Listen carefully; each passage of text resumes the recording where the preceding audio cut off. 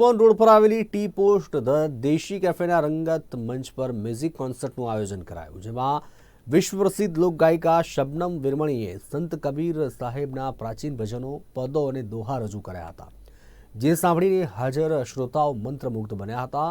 સંત કબીર સાહેબના મર્મભેદી અર્થસભર શબ્દોને ભાવવાહી સ્વરમાં રજૂ કરવામાં શબનમ વિરમણીએ દેશ વિદેશમાં નામના મેળવી છે. ત્યારે ટી પોસ્ટ ધ દેશી કેફે દ્વારા કરવામાં આવેલા આયોજનમાં મોટી સંખ્યામાં શ્રોતાઓ હાજર રહ્યા હતા અને મ્યુઝિક કોન્સર્ટને માણ્યો હતો.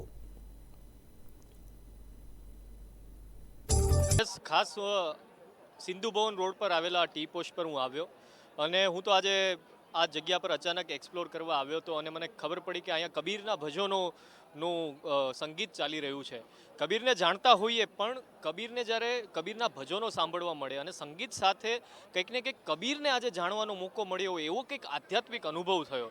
એટલે આ અનુભવ મને હંમેશા યાદ રહેશે, કારણ કે કબીર વિશે ઘણીવાર સાંભળ્યું છે, પણ કબીરના એક એક પદ, એક એક ભજન એ રીતે આપણા સુધી પહોંચ્યા કે જાણે આપણા હૃદયમાંથી કોઈક એવી વાત એ ખેંચીને લઈ જઈ રહ્યું હોય. તો હું ટી પોસ્ટ અને આ ટી પોસ્ટના દરેક સંચાલકોનો ખૂબ ખૂબ આભાર માનીશ કે આવા કાર્યક્રમો કરી. આજનો અમારો ટી પોસ્ટનો જે રંગત જે જગ્યા છે એના ઉપર અમે આવા અવારનવાર પ્રોગ્રામો કરતા રહીએ છીએ. એમાંનો એક આ પ્રોગ્રામ છે જે શબનમ વિરમણી જે કબીર તત્વ ઉપર ભજન ગાય છે એમનો આ કાર્યક્રમ છે. આખા વર્લ્ડમાં ફેમસ શબનમ વિરમણી છે અને એમને અમે અમારે ત્યાં ઇન્વાઇટ કર્યા છે અને લોકો માટે ફ્રી એન્ટ્રી છે અને અમારે ત્યાં આવા દર મહિને 2 મહિને આવા કોઈ સાહિત્યને લગતા પ્રોગ્રામો અમે કરતા રહીએ છીએ. આજના પ્રોગ્રામમાં અમારી પાસે રજિસ્ટર 300થી ઉપરના હતા અને લગભગ અત્યારની ઉપસ્થિતિ 400થી વધારે લોકો.